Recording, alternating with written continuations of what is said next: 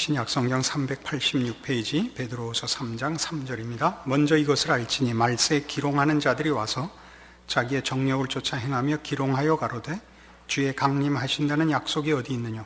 조상들이 잔후로부터 만물이 처음 창조할 때와 같이 그냥 있다 하니 이는 하늘이 옛적부터 있는 것과 땅이 물에서 나와 물로 성립한 것도 하나님의 말씀으로 된 것을 저희가 불어 잊으려 함이로라. 이로 말미암아 그때 세상은 물의 넘침으로 멸망하였을 때 이제 하늘과 땅은 그 동일한 말씀으로 불사르기 위하여 간수하신 바 되어 경건치 아니한 사람들의 심판과 멸망의 날까지 보존하여 두신 것이니라. 아멘. 오늘부터 6회에 걸쳐서 그 표현이 좀 오해의 소지가 있는데 한국교회 미래를 짊어질 청장년을 위한 특별 강좌, 말 그대로 순수하게 받아들여 주시면 됩니다. 8월 1일 수요일은 빼고 7월에 오늘부터 시작해서 3주 8월 8일 그렇죠? 8일, 15일, 22일 이렇게 3주 이렇게 6주에 걸쳐서 할 것입니다. 이 강의의 중요한 이유는 저희가 제 나이 때 예수 믿던 사람들에게는 그때까지도 제가 젊었을 때는 순교적 자세로 신앙을 받아들였습니다.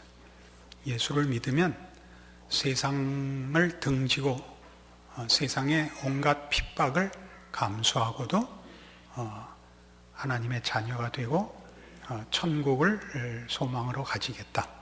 그렇게 각오를 하곤 했습니다.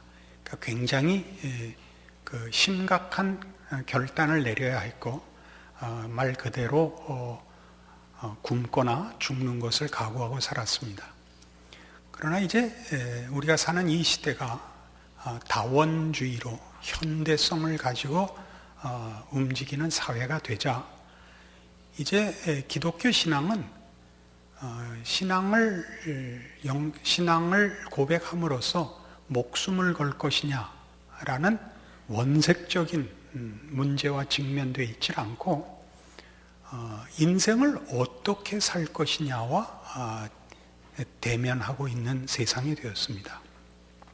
말하자면 정치, 경제, 사회, 문화, 교육 이런 분야 중에 하나로 종교가 붙어 있는 다원주의 사회에 우리가 살고 있습니다.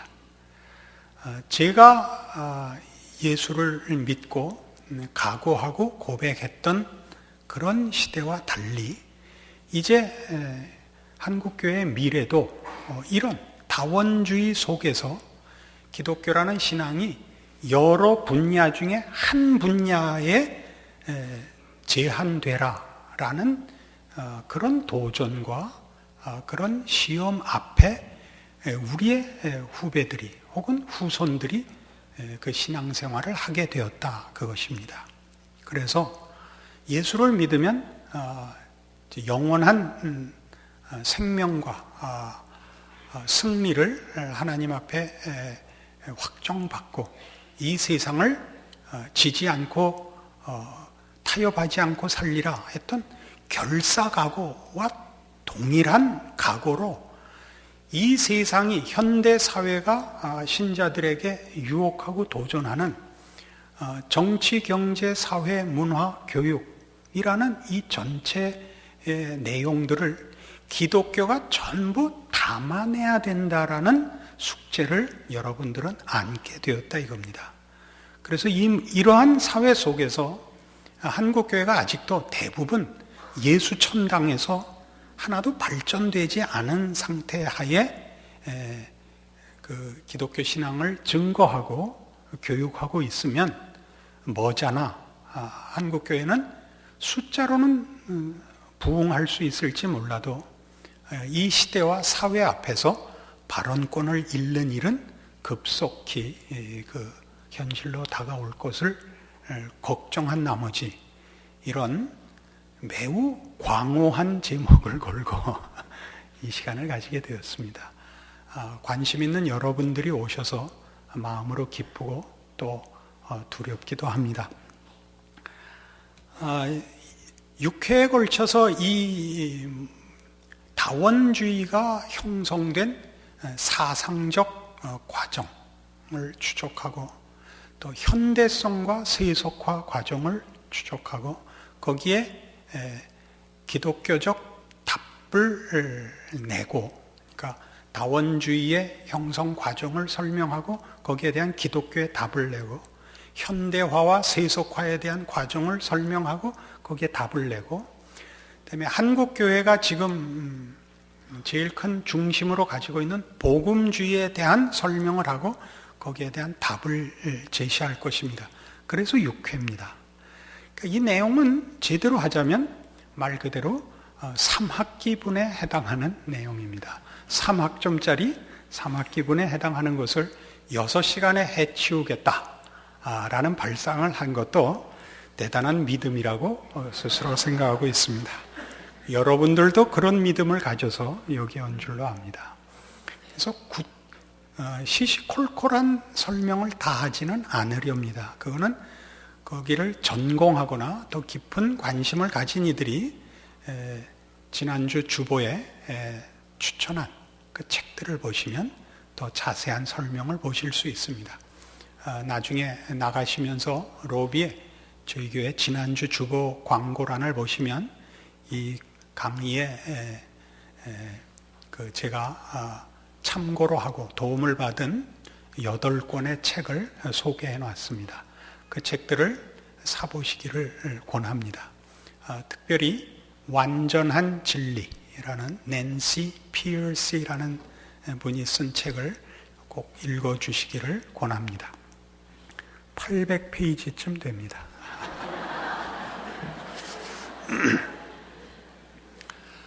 오늘날 우리가 사는 시대를 현대사회라고도 하고 다원주의 사회라고도 합니다.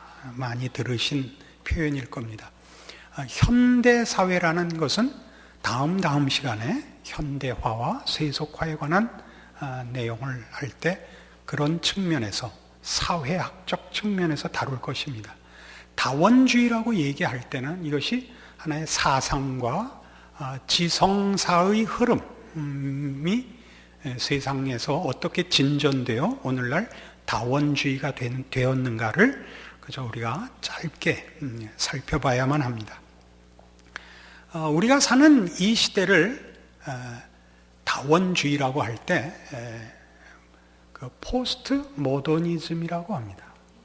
그러니까 지금 현대 사회를 이해하는데 가장 중요한 시대가 언제냐 하면 16세기에서 20세기 초까지 걸친 근대라는 시대입니다. 영어는 모던이라고 합니다. 이 근대라는 시대를 기준으로 놓고 그 앞 시대를 전근대라 그러고 16세기에서 20세기 초반까지를 근대라고 하고 그 이후를 근대 후기라고 하는 셈입니다. 그러니까 이 근대라는 그 시대와 시대 정신을 이해하는 것이 우선 급선무입니다. 전근대 시대를 신학의 시대 또는 권위의 시대라고 합니다. 여러분 잘 아시는 중세 시대를 떠올리시면 됩니다. 근대를 이성의 시대라고 하고 이 근대 후기 시대를 포스트 모더니즘을 지금 다원주의라고 합니다. 다원주의라는 말 자체가 통일과 종합을 포기했다는 것을 암시하는 말입니다. 그러니까 근대성이 가졌던 모더니즘이 가졌던 합리주의와 이성의 시대가 어떻게 인류의 정신사에 영향을 미쳤고 특별히 기독교에 어떤 영향을 미쳤는가를 우리가 이해하는 것이 오늘 첫 시간의 과제입니다. 이런 일들의 필요성은 우리가 예수를 믿는 것은 보편적인 진리로 모든 인류에게 수용되지를 않습니다. 그러나 이성과 합리주의는 보편성을 가졌다고 믿어지고 있습니다. 꼭 그렇지는 않은데, 합리주의는, 이성은 모든 인간이 가진 그 정신작용입니다. 이해의 수단입니다. 그러나 신앙은 그렇지 않습니다. 예수를 믿고 하나님 앞에 구원함을 받아야 그 다음부터 얘기가 되지, 그전에는 신자와 불신자 간의 얘기가 되지 않기 때문에 우리 신자들은 이런 변증이나 일반적인 토론을 할 때 굉장히 답답함을 느낄 수밖에 없고, 우리가 가진 신앙의 내용과 우리의 인생관 혹은 가치관 같은 것들을 설명을 할 방법이 없습니다. 이것이 믿지 않는 자들, 합리주의자들 눈으로 볼 때는 우리가 뭔가 부족하고 미흡한 것으로 비춰지고 있는 것이 현실입니다. 여기 이 문제들을 믿지 않는 자들이 그러는 것은 큰 문제가 아닌데, 믿는 신자들 당사자가 이런 우리의 믿음을 보편적인 진리로 설명할 수 없다는 것에 대해서 당혹감을 가지게 되고, 신앙 문제는 독특하고 특별한 문제로, 그러니까 여기서 특별하다는 건 보편적이지 않다고 생각할 위험이 있어서 이 교육과 이 준비를 시킬 필요성을 가지고 이 첫 시간을 다원주의를 먼저 생각하려고 하는 것입니다. 전근대일 때, 그러니까 우리 보통 말하는 중세 때에는 기독교가 힘으로 세상을 장악하고 있던 시대였습니다. 어느 때나 그렇듯이 기독교 신앙에 있어서나 기독교 신앙을 가지지 않은 일반인에게 있어서나 모두에게 공통된 관심사는 세계관에 관한 이해입니다. 세계관에 관한 이해라는 것은 세상이 무엇인가, 인간은 누구인가, 인생은 어떤 것인가 라는 어떤 방향과 척도를 만들려면 어쨌든 종합된 어떤 체계를 가질 수밖에 없고, 그러려면 어떤 절대 좌표를 가져야만 합니다. 그렇지 않습니까? 우리가 여기서 금강산이 어디 있느냐 그러면 북동쪽에 있죠. 그죠? 설마 금강산이 어디인지 모르시는 건 아니겠죠? 그럼 평양에서 금강산이 어디냐 그러면 어디가 됩니까? 그건 남동쪽이 되겠죠. 그죠? 그러니까 절대 좌표를 놓지 않으면 각각 자기 손자리에서 오른쪽 그러면 제 오른쪽과 여러분 오른쪽이 다를 거 아닙니까? 이게 지금 다원주의 사회입니다. 모두가 각자의 좌표를 가진 사회가 됐죠. 각자의 기준과 각자의 척도를 가지고 있습니다. 근데 그러니까 전근대 시기에는 기독교가 힘으로 세계를 장악하고 있을 때라서 세계에 관한 설명을 신학적으로 했습니다. 대표적인 신학자가, 중세 신학을 대표하는 분이 토마스 아퀴나스입니다. 토마스 아퀴나스의 세계에 관한 설명은 이랬습니다.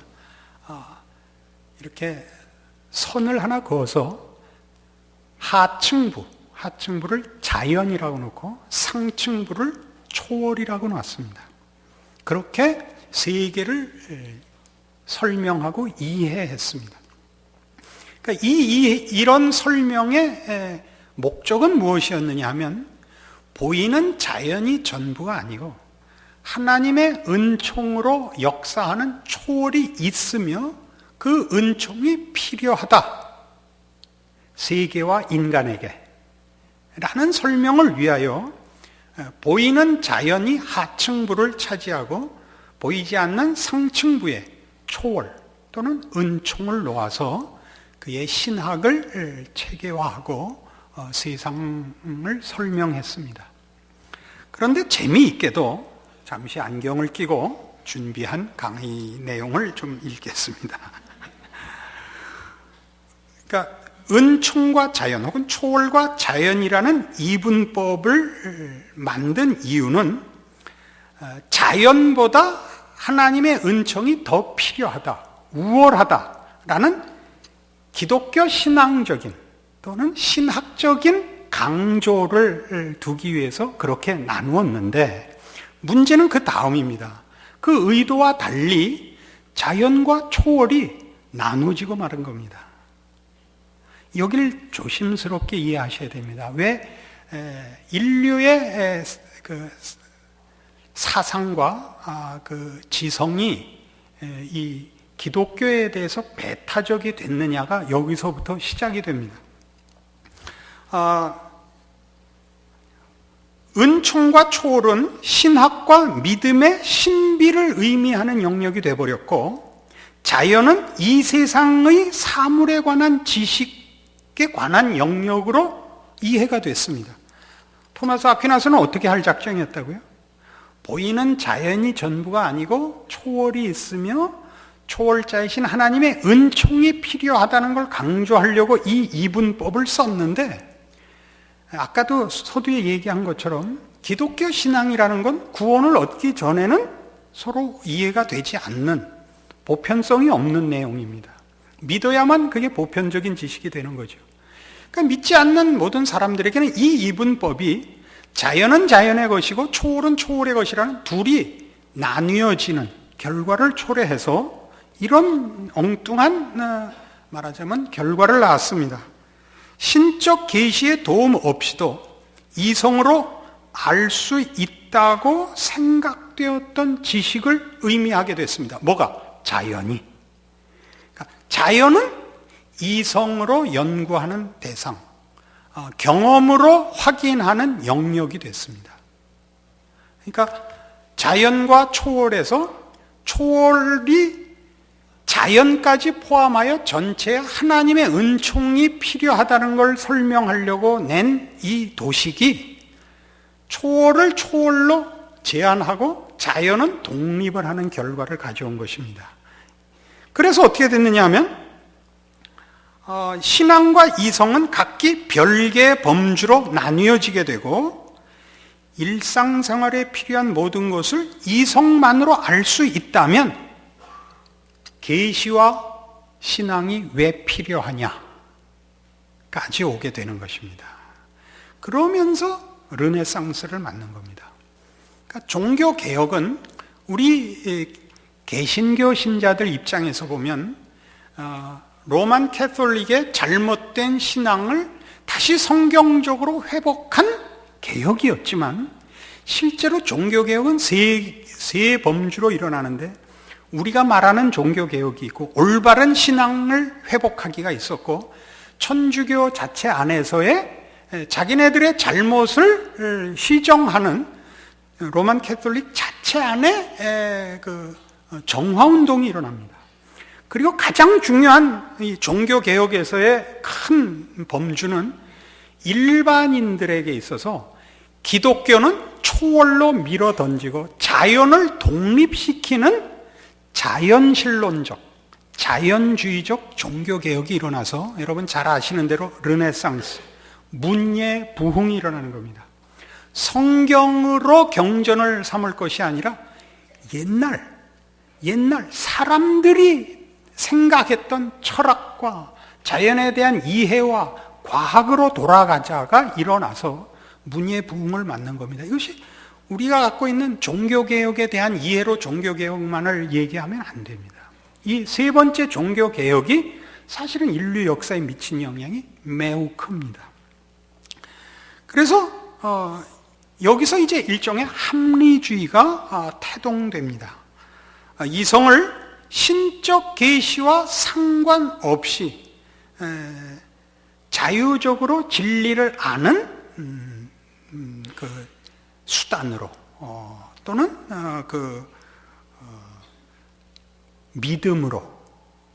믿음으로라고 이렇게 표현하는 것을 기억하십시오. 가지게 되었습니다. 이런 이성을 계시에서 완전히 분리시키고 해방시키자는 주장은 계몽주의 때 가장 최고조에 달합니다. 계몽주의는 18세기에 가장 크게 일어났던 운동인데, 계몽주의를 영어 표현으로 enlightenment입니다. 불을 켜자입니다. 불을 켜자. 그러니까 계몽주의야말로 근대라는 시대의 시대 정신을 가장 대표하는 정신입니다. 제가 조금 여기 계몽 사상에 대하여 좀 읽죠. 계몽 사상이란 뭐냐면 이성이 삶의 기초를 제공할 수 있다는 믿음을 체계적으로 표현한 것입니다. 계몽주의는, 계몽사상은 이성의 빛으로 어둠을 몰아내고 자유사상, 과학적 지식, 비판적 정신을 보급하여 인간의 존엄성을 자각시키려는 것이 계몽사상입니다. 봉건적 구습과 전통의 얽매인 무지와 신앙적 독단에서의 해방을 이상으로 추구하게 되었습니다. 그 중요한 표현이 하나 나왔죠. 신앙적 독단이라는 것입니다. 그러니까 중세 교회가 이 부분에 대해서는 분명히 약점을 가지고 있었습니다. 우리 나중에 이 부분을 더 자세히 설명할 것입니다. 종교개혁의 우리 쪽 개신교 입장에서의 종교개혁의 의의와 그 가치를 설명하면서 이 부분을 설명을 하겠습니다. 그래서 계몽주의의 신조는 이성의 자율성입니다. 그러니까 이성의 자율성이라는 건 이성으로 자연계 안에 있는 모든 것은 이해하고 파악할 수 있다는 신념입니다. 뭐 필요 없이요. 뭐가 필요 없이? 계시가 필요 없이. 계시가 필요 없다는 것은 하나님께서 초월적으로 은총을 베푸시지 않아도 라는 뜻이죠. 그래서 외적인 권위가 모두 부정됩니다. 아까 봤듯이 기독교 신앙의 독단성에 대한 반기를 든 것 같이 모든 외적인 권위, 외적인 기준은 다 부정하고 인간이 가진 이성과 그 이성에 의한 합리성으로만 모든 진리를 파악하고 확인하려고 하게 되었습니다. 그런데 그 종교개혁 이전에, 그러니까 전근대 시대의 절대 좌표는 뭐였냐면 기독교 신앙이었습니다. 하나님, 성경이 절대 좌표여서 모두가 통일된 체제 속에서 살고 있었는데 그것이 거부되자 어쨌든 그것이 계몽주의든 모더니즘이든 뭐든 간에 어쨌든 자기네들 나름대로 절대 좌표를 만들어야 될 필요성을 느끼게 됐습니다. 그것 없이는 뭘 건물을 지을 수가 없죠. 합리주의를 가진다. 합리주의를 가진다 할지라도 그 합리성의 토대는 무엇이고 어디가 원점이며 어떻게 X대와 Y대 좌표가 나뉘는가를 그려야 됐는데 거기가 바로 데카르트가 등장하는 이유입니다. 잘 아시는 데카르트의 나는 생각한다, 고로 존재한다가 절대 좌표의 원점이 되는 것입니다. 그 전에는 뭐였죠? 하나님이 창조주시고 섭리자시고 심판자시다. 이게 절대 좌표였는데, 절대 좌표의 원점이었는데 나는 생각한다, 고로 나는 존재한다, 절대 좌표의 원점이 됩니다. 근데 이 문제의 재미는 이겁니다. 이 나는 생각한다, 고로 나는 존재한다가 인식론적인 자가 절대 좌표의 원점을 차지해서 인식하는 나,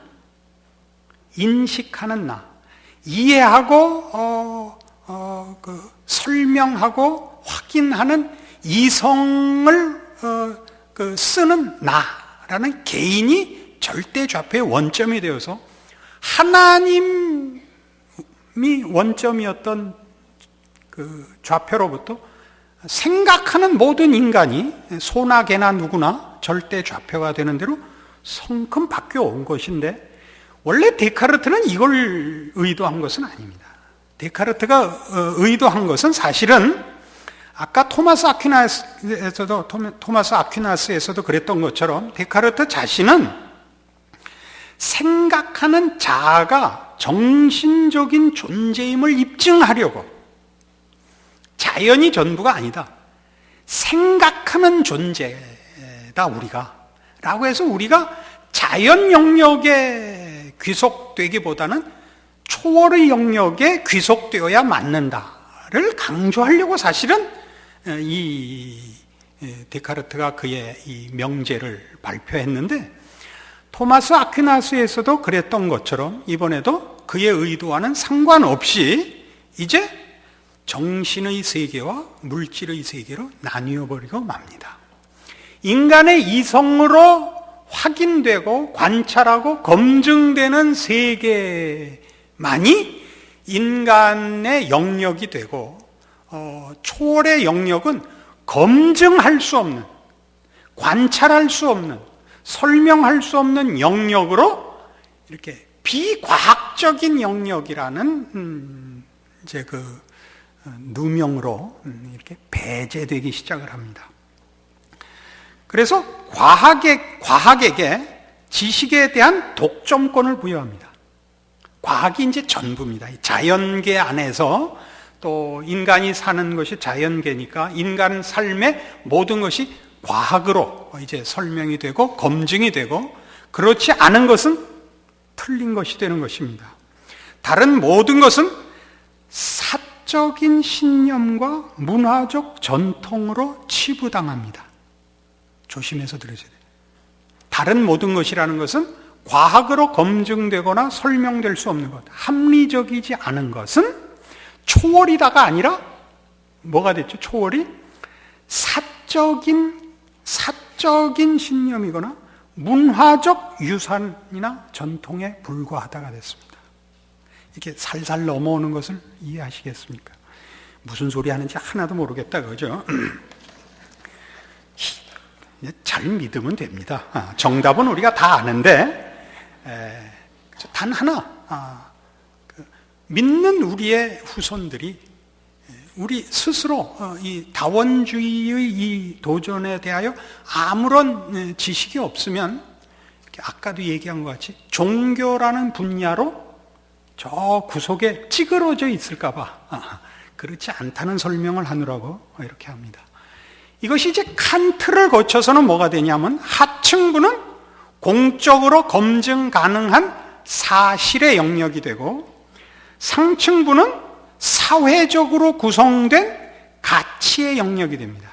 가치의 영역이라는 건 물론 종교를 의미하기도 하고 도덕이나 윤리가 되는 겁니다. 상층부는 아까 사적인 신념이 되었죠. 데카르트에 의해서. 그것이 칸트를 거치면서는 더 분명하게 상층부는 뭐가 돼요?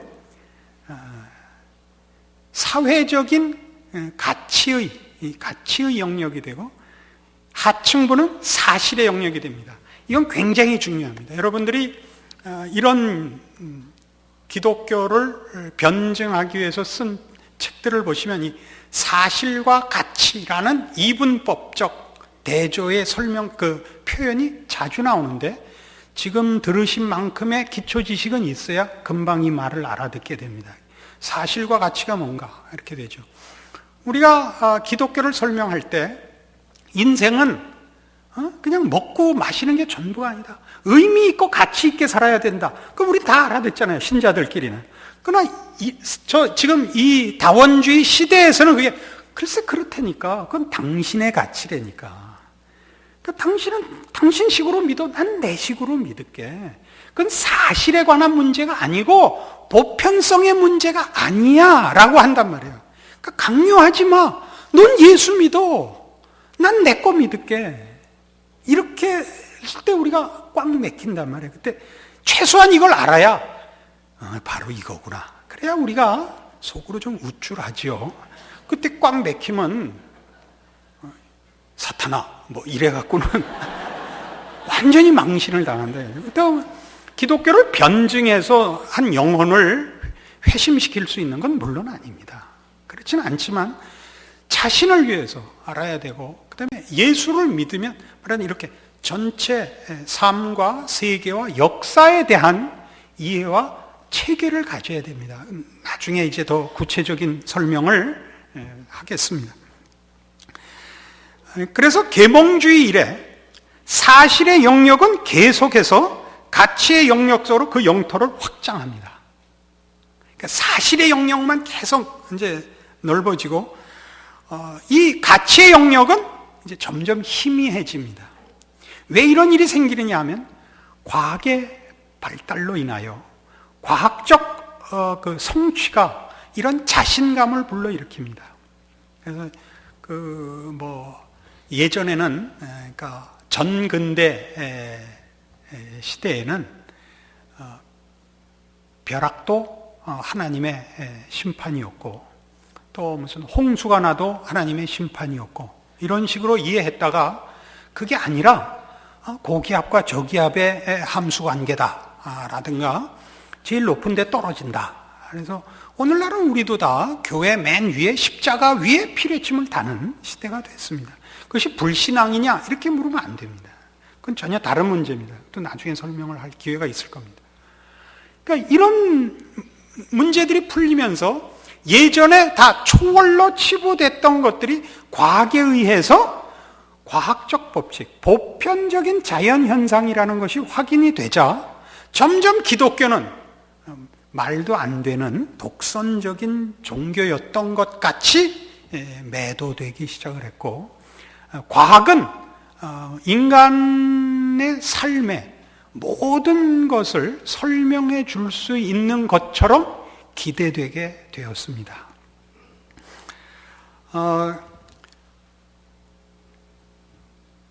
그래서 이제 과학과 역사에 대한 자연주의적 설명을 수용하는 것이 이제 이 근대 이후에 인류에게 자리 잡은 하나의 정서가 되었습니다. 그러니까 여러분 외국 영화를 보시면, 서양 영화를 보시면 감정을 참고 이성적으로 대처하는 것이 가장 고급한 인간의 모습으로 그려집니다. 여기에 제일 자주 등장하는 게 이제 영국 사람들입니다. 그러니까 저는 한국 여자가 영국 남자랑 결혼한 부부를 알고 있는데, 우린 싸우면 나중에 그냥 이렇게 감정적으로 폭발하잖아요.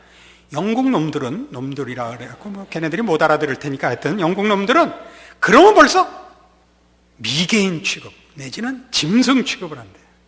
감정이 나오면 벌써 사람 취급을 안 하는 거예요. 이성적으로. 그렇게 순전히 논리적이고 합리적이고 이성적인 것이 인간의 가장 고급한 모습이라, 또는 수준이라 이렇게 생각하는 것이 자연주의적 이해요, 설명이 되고 말았습니다. 상층부는 전부 어떻게 됐냐 하면, 상층부는 개인적이고 비인지적인 경험이 되고 말았습니다. 개인적이고 비인지적이라는 건 보편성도 없고 사실일리도 없는 것입니다. 그건 사실이 아니고 개인이 필요에 의해서 혹은 각자의 취향으로 가지고 있는 무슨 신념에 불과한 것이 되고 말았습니다. 이런 흐름 속에서 이제 인류가 아까 얘기한 것 같이 계몽주의라는 이름을 내걸 만큼 인간 이성의 승리, 그리고 과학이 만들어내는 유토피아를 향하여 진군하고 있다가 어떤 문제에 부닥쳐서 이 근대가 깨어지고 이 다원주의로 바뀌게 되느냐 하면요, 그게 제1차 세계대전과 제2차 세계대전입니다. 과학의 발전이 산업을 육성시키고 인류에게 여러 편리한 물질적인 혜택을 준 것이 사실임에도 불구하고 인간 정신에 아무런 도움이 되지 못했다라는 뭐라 그럽니까? 각성을 불러일으킨 것이 제1차 세계대전과 제2차 세계대전입니다. 우리는 제2차 세계대전 때 우리도 피식민지로 어려움을 당했기 때문에 우리도 빨리 선진화해서 약소국의 서러움을 떨쳐내자라는 것으로밖에는 이해를 못하고 있죠. 그러나 사실 서구 사회에서는 그것이 무슨 제국주의의 무슨 밥그릇 싸움, 이데올로기의 싸움의 문제가 아니라 훨씬 심각하게 이 지상주의에 대한 경종으로 받아들여졌습니다. 왜 과학이 발전하는 것만큼 정신이 발전하지 않는가? 왜 인류는 과학으로 행복을 만들어내지 못하는가? 인간의 어떤 내면적인 그 가치를 증진시키지 못하는가? 라는 데 대하여 심각한 질문을 던지게 됩니다. 그래서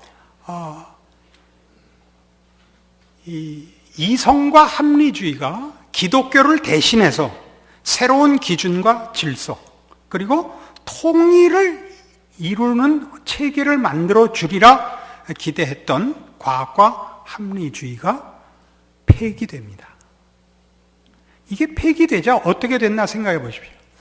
기독교를 이 이성과 합리주의가 폐기 처분하고 스스로 대안을 만들 수 있다고 큰 소리를 쳤다가 스스로 자신이 그 이성에 의한 합리주의가 또는 과학이 인류에게 인간의 고급한 가치나 행복을 만들어주기에 부족했다는 것이 확인돼서 스스로 항복하고 물러나자 주인 없는 동네가 됐죠. 절대 좌표가 하나님에 의해서 설정됐던 시대를 폐기하고 이성이 새로운 절대 좌표를 제시하겠다고 나왔는데 그것으로 말하자면 통일도, 종합도, 말하자면 행복도, 만족도 만들어내지 못하고 폐기되었습니다. 그럼 어떻게 됐겠습니까? 당연히 각자 자기의 소견에 옳은 대로 살게 되었습니다. 그것이 현대입니다. 그러니까 우리가 살고 있는 현대, 다른 말로 해서 오늘 이런 지성사로 살펴보거나 사상사로 살펴보자면 인간의 그 정신과 영혼을 만족시켜 줄 수 있는 것이 세상에 없다. 사람이 만들어낼 수 없다라는 그 항복의 시점에 온 것인데 그렇다고 해서 기독교로 돌아가지는 않았단 말입니다. 왜 기독교로 돌아가지 않느냐? 여러 번 말씀드리지만 기독교 진리는 믿어야 비로소 보편적 진리가 됩니다. 믿는 사람들에 한해서만. 믿지 않는 사람들에게 보편적 진리가 아닙니다. 그리고 모든 기독교인은 신자로 태어나는 사람이 없습니다. 불신자로 태어나서 예수를 믿어 신자가 되는 법입니다. 그 사이는 중생이라고 얘기하는 단절이 있습니다. 이 단절이 있기 때문에 우리는 기독교 신앙을 가지고 세상 사람들과 합리적인 논쟁을 벌일 수도 없고 그것으로 그들을 항복시킬 수가 없습니다. 그들을 항복시키는 건 전혀 다른 문제입니다. 성령님께서만 하실 수 있는 일입니다. 그래서 이 다원주의 시대에 지금 여러분들이 살고 있는 이 시대가 다원주의 시대고 사실은 절망에 몸부림치는 시대입니다. 그러나 아무도 그렇게 느끼지 않죠. 왜냐하면 이 계몽주의 때 그랬던 것처럼 계몽주의가 기독교를 대신해서 인간이 지상 낙원을 만들 수 있다고 자기 마음대로 낙관했던 것처럼 지금도 다원주의라는 이름을 스스로 쓰고 있으면서도 다원주의라는 말을 쓴다는 것은 종합과 통일을 포기했고 절대 기준과 질서를 포기한 주제에 그런 현실에서도 아직 뭘 믿고 있냐면 이상한 낙관론이 이 시대를 속이고 있습니다. 이상한 낙관론입니다. 여러분 그 이상한 낙관론이라고 제가 설명하는 것을 기독교 내에서도 어떻게 접목해서 쓰고 있는가 예를 하나 들 수 있습니다. Positive thinking이라는 거죠. 적극적 사고방식. 뭘 적극적으로 생각한다는 거예요? 뭘? 잘 될 것이라는 적극성인데 뭘 근거하느냐는 얘기가 없고 잘 될 것이라고 믿으면 잘 된다라는 순환 논리를 가졌죠. 잘 될 거라고 믿으면 잘 된다. 이게 얼마나 큰 구란가 제가 설명할 수 있습니다. 동지 여러분, 여기서 지금 제가 동지라고 부르는 것은 저와 같이 공부 안 하고 놀았던 여러분, 열심히 공부하고 공부 잘했던 사람들은 제외하고 공부 안 했던 동지 여러분, 우리가 늘 무슨 생각을 했습니까? 공부를 잘해야겠다 라고 우리만큼 절실히 생각한 사람은 없습니다. 그 생각을 하면 공부가 잘 되던가요? 안 됩니다. 공부는 해야 됩니다. 잘해야겠다고 생각하는 것 갖고는 절대 되지 않습니다.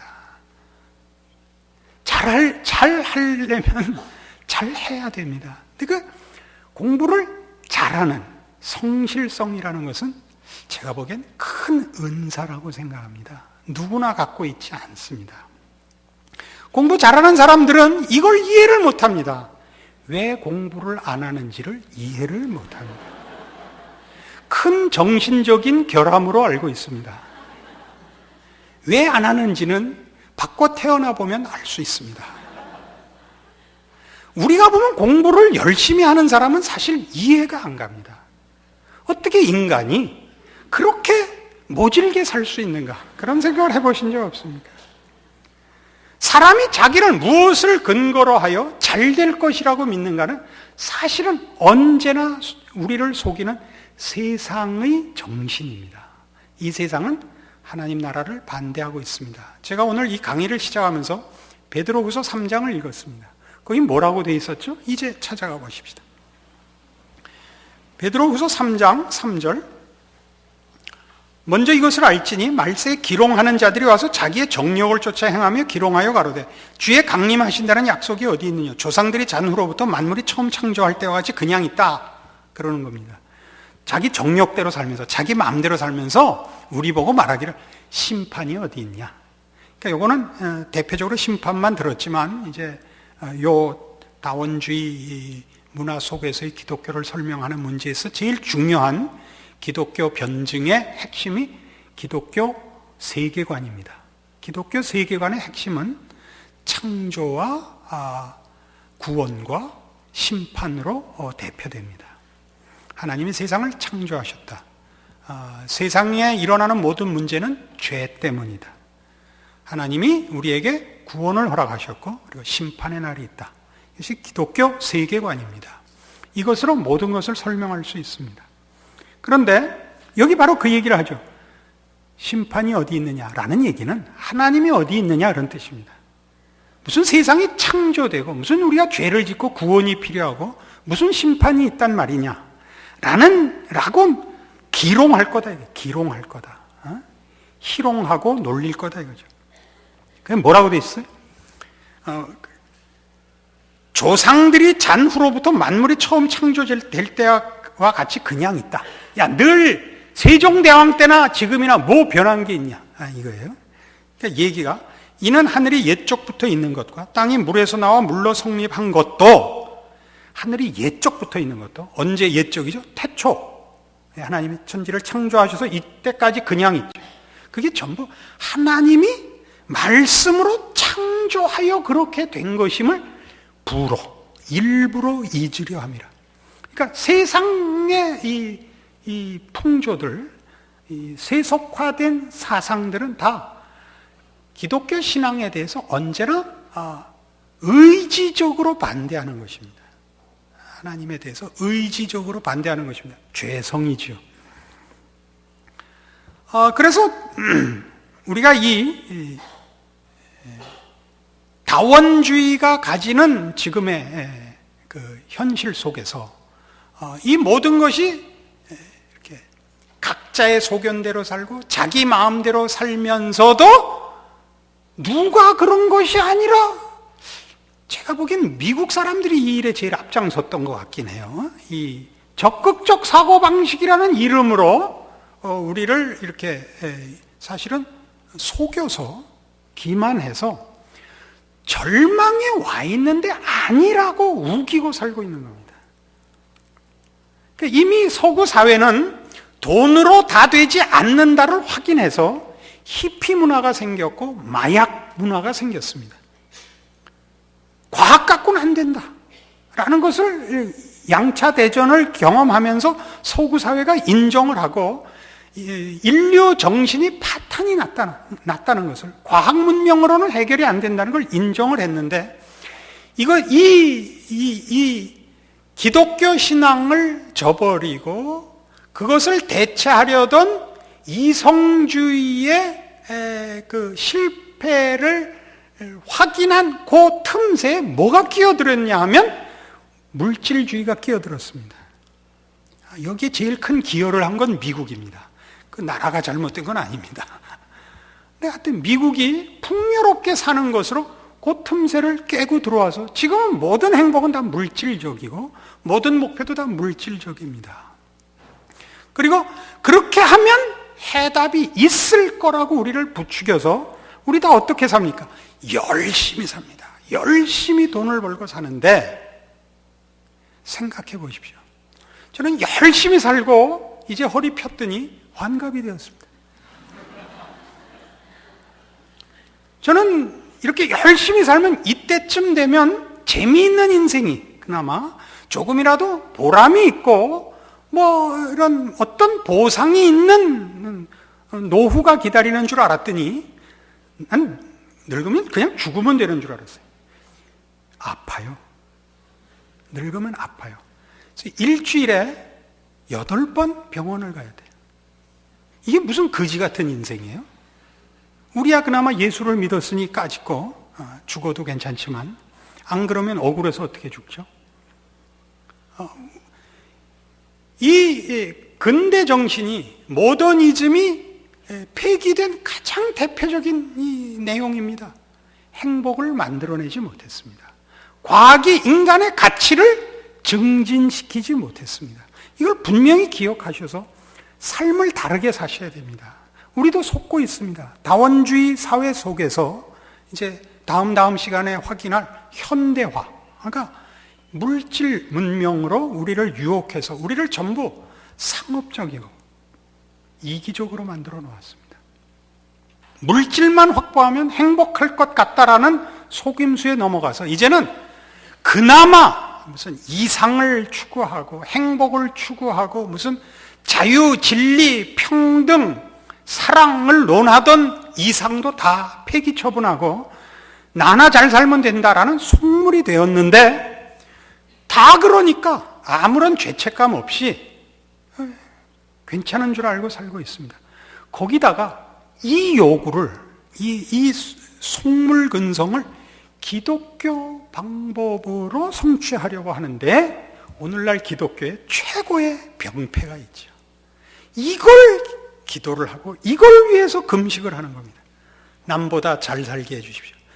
좋은 차 타게 해주시고 높은 자리 가게 해주십시오를 위해서 기도를 하고 헌금을 하고 예수를 믿게 됐습니다. 그러니까 우리는 예전에 기독교를 반대해서 문예부흥이 일어났을 때만 위기가 아니라 어느 때나 기독교는 이 세상 속에서는 사실은 우리의 진리와 우리의 가치들에 대하여 반대하는 세력 속에 있다는 것을 알아야 됩니다. 서두에 말씀드린 바와 같이 기독교 신앙이 목숨을 걸어야 되는 원색적인 시대에 저희는 살았습니다. 그러나 지금은 보다 교묘한 2차, 3차로 이렇게 감추어진 유혹과 시험 앞에 살아야 합니다.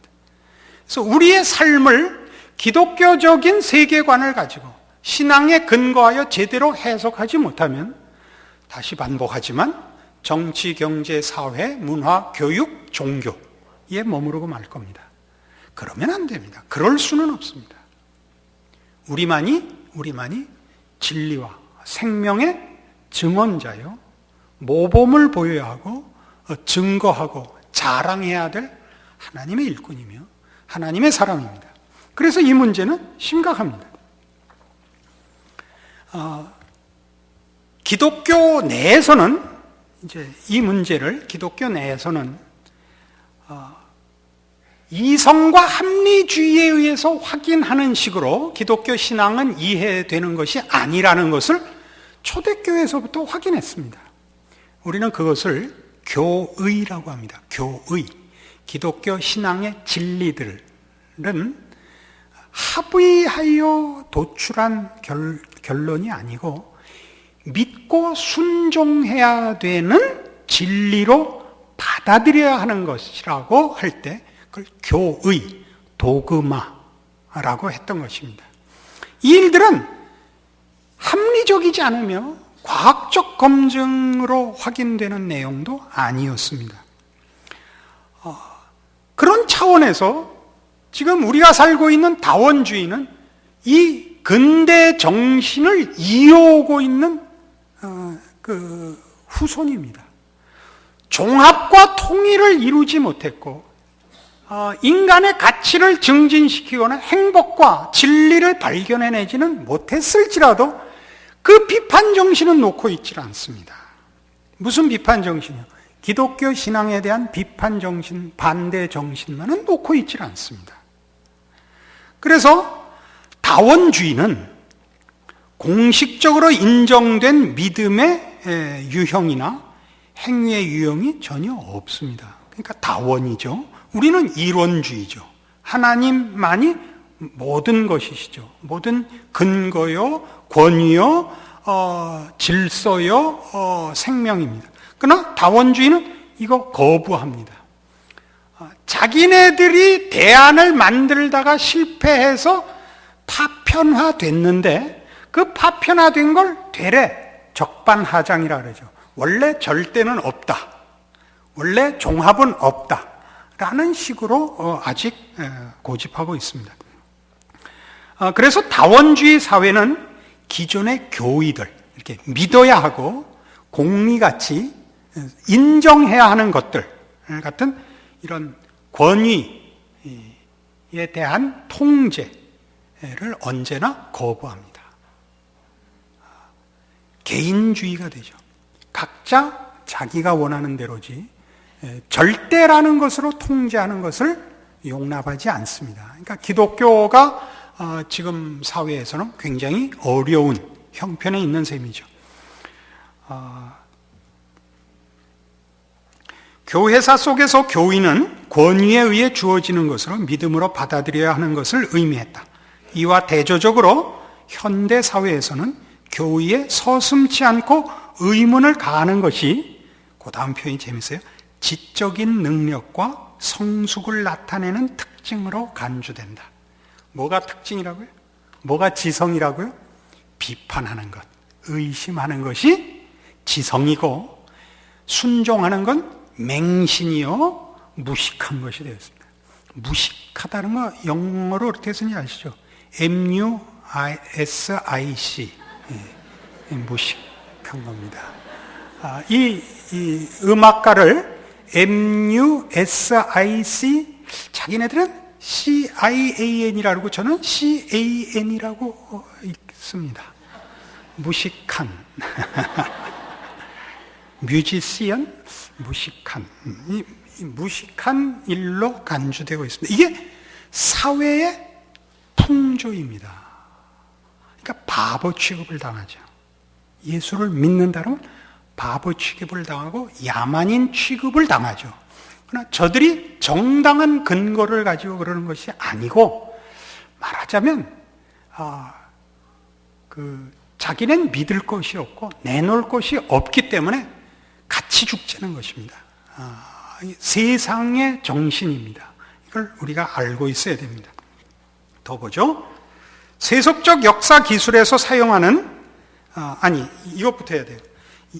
이제 우리는 교의를 믿고 순종해야 되는 것으로 이해를 하고, 다원주의 사회에서는 이런 권위, 믿음이라는 것을 반대해서 의심하고 비판하는 것이 지적인 것이고 성숙한 것이다 라고 하는 것은, 우리는 계시를 모든 지식의 원천으로 알고 있는 자들이고, 세상 사람들은 이성을 지식의 원천으로 알고 있기 때문에 그렇습니다. 그렇다면 여기서 하나 우리가 오늘 강의의 결론으로 확인해야 할 것이 뭐냐면, 이성과 계시의 역할은 둘이 다 이성과 계시가 동일한 정보의 출처이기 때문에 싸우는 것이 아닙니다. 이성도 어떤 정보의 출처고 계시도 정보의 출처이기 때문에 싸우는 것이 아닙니다. 정보의 출처는 계시밖에 없습니다. 하나님으로부터만 모든 정보가, 지식이 나옵니다. 하나님이 창조주시기 때문에 그렇습니다. 이성은 뭐냐? 하나님이 주신 것을 관찰한 기록입니다. 그렇지 않습니까? 이성은 이해하는, 인간이 사물을 이해하고 인식하는 수단이지 정보의 출처가 아닙니다. 그런데 문제는 우리 기독교인들과 불신자인들이 역사 속에 개입하셔서 나타내신 하나님에 대하여, 구원 역사에 대하여 또는 창조 역사에 대하여, 구원뿐이 아니라 창조에 관한 문제들, 인간의 다름, 자연의 질서, 하나님께서 우리에게 베푸시는 모든 은총들, 이것을 계시 의존적으로 볼 것이냐, 이성적으로 볼 것이냐의 싸움입니다.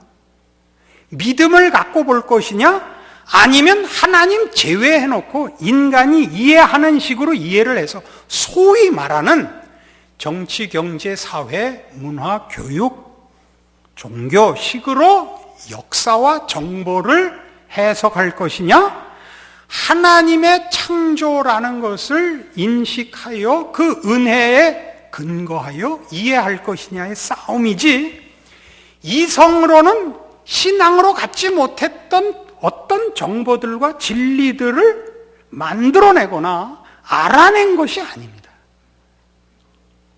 하나님이 언제 이런 소위 이 근대 정신을 갖고 공격한 기독교에 대한 그 공격들에 대해서 성경이 그런 말하자면 무식한 선언을 한 적이 없습니다. 우리가 과학의 발전이나 역사의 발전 또는 지성의 발전에 사실은 기독교 신앙이 주도적으로 참여했습니다. 아까도 얘기했다시피 토마스 아퀴나스나 데카르트나 다 어떻게 시작을 했다고요?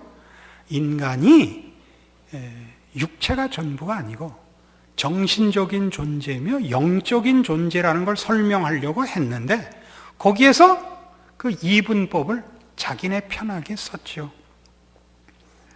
자연의 영역 내에서만 인간과 삶과 세계를 이해하려고 고집을 부린 것이 이성을 앞세운 합리주의요, 과학 만능주의입니다. 우리는 기독교 신앙으로 과학에 반대하지 않습니다. 그러나 과학으로 증명할 수 있는 것과 과학으로 증명할 수 없는 것이 있습니다. 그 이상이 있습니다. 그것이 우리 기독교입니다. 그래서 다음 시간에는 바로 이 기독교 신앙이 가지는 이런 합리주의와 과학 모두를 담아내는 세계관을 확인해 보는 시간을 가지겠습니다. 기도하겠습니다. 하나님 아버지 은혜를 감사합니다. 우리에게 하나님을 알게 하시고 이 창조된 세상을 다스리게 하셨습니다.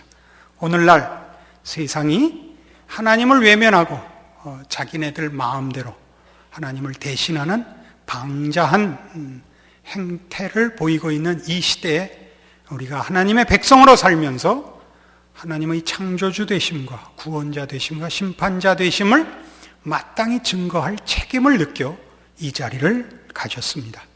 하나님, 이 나라와 이 민족에 허락하신 하나님의 구원의 은총과 허락하신 모든 그 복된 것들 위해 특별히 이 시대를 또 이 시대의 정신을 주 예수 앞에 무릎 꿇리는 그 책임을 감당할 은총도 허락하사 한국교회로 하여금 하나님을 믿고 알고 구원을 선포하고 하나님의 자녀로 사는 영광을 이 세상 나라에, 이 나라와 이 시대 앞에 힘있게 증거하는 일들도 감당할 축복을 허락하여 주시옵소서. 예수님 이름으로 기도합니다. 아멘.